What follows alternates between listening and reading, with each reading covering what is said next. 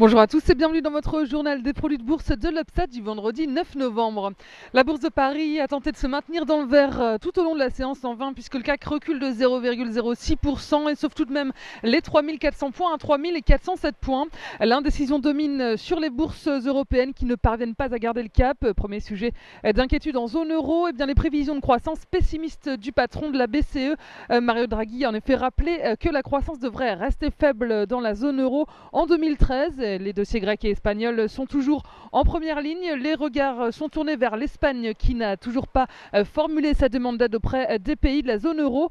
Conséquence, les taux espagnols baissent à nouveau et selon la Commission européenne, le pays resterait en récession jusqu'en 2014 sans parvenir à réduire son déficit cette année ni les deux prochaines. La situation est toujours un peu plus critique qu'en Grèce. La Grèce n'obtiendrait pas de nouvelles tranches d'aide avant plusieurs semaines.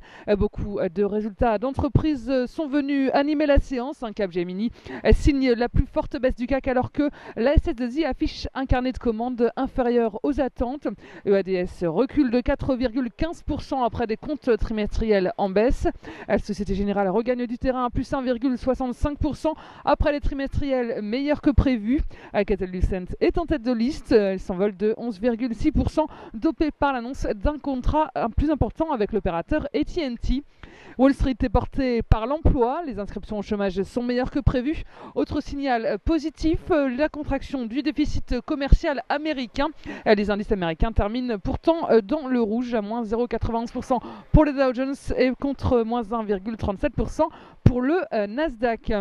Du côté des valeurs, Qualcomm, le groupe américain spécialisé dans les technologies mobiles, grimpe de 7,3% après la publication de résultats trimestriels supérieurs aux attentes et de bonnes perspectives pour 2012.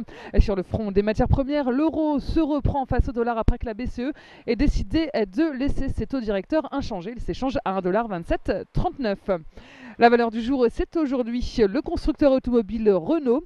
Graphiquement, le titre s'est posé sur un support à 33,65 € et s'extirpe d'un canal baissier à court terme. La tendance baissière s'amenuise et devrait laisser la place à un rebond technique vers les cibles à 37,60 € et 38,75 €. La stratégie qui vous est proposée pour jouer cette valeur, c'est l'achat du Varan Call Renault à 2700 T d'Unicredit au prix d'exercice de 35 € et d'échéance au 1er mars 2013. Voilà, c'est tout pour aujourd'hui. On se retrouve demain. Très bonne journée.